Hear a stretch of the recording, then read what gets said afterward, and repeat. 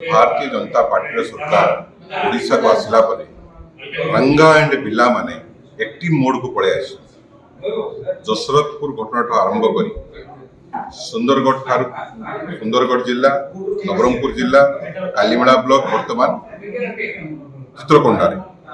जो दुष्कर्म घटना मान आसुची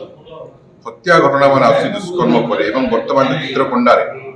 जो स्कूल छात्री निज स्कूल रे से सुरक्षित ना सहित व्यभिचार से प्रसव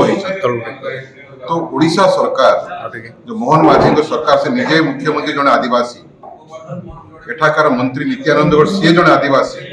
तो निज कूलर निजर छात्री मान सुरक्षित दे पार ओडिशा क्या सुरक्षा देव या तीव्र निंदा करुचु रंगा बिला मान को कंट्रोल करंतु सेमान को जेल रे पुरांतु सेमानंकु उचित दंड विधान करंतु नचेत आमर माँ भौणी ये अंचल सुरक्षित रही ना।